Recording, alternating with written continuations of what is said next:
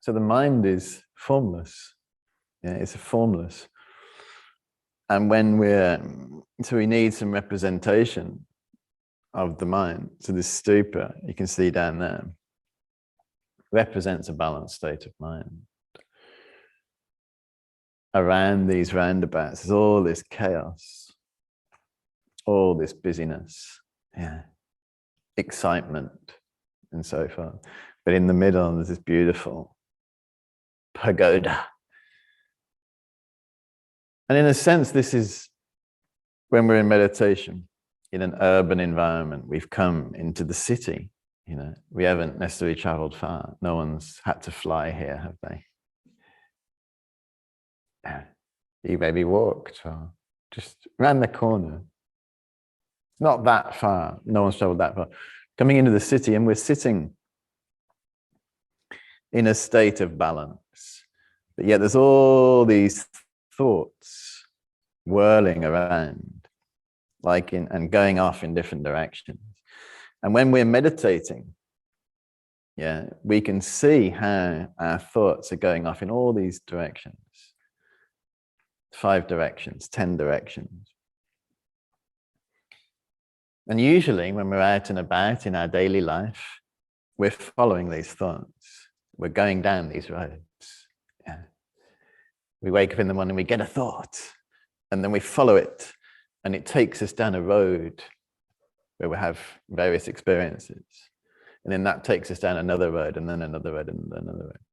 And our thoughts sometimes making our body move, and we find ourselves physically moving around, being sent places by our thoughts. And this can happen throughout the day, yeah, throughout the day. And then when we come to meditate, we then move into a different space. We're moving into a balanced space where we're no longer being thrown around by our thoughts. Yeah, we're starting to center and become like this stupa in the middle of the roundabout. Maybe we could go down there for the second session and do it outside. Yeah. That would be fun, wouldn't it? Be all this noise and we're just sitting there. Is that newsworthy? Would that make the front page of the Express and Star, the Birmingham Post? Just sitting. It doesn't look spectacular, does it? It doesn't look that spectacular. It's like what we're doing here. It doesn't look on the surface spectacular. We like fireworks, don't we? That's spectacular. And external things. But if we scratch beneath the surface, it is quite spectacular what we're doing here. Balancing our mind, healing ourselves, just simply by noticing what's going on. We're noticing all these roads that our mind could go on. Yeah. And we're not following them. We're just staying in the center.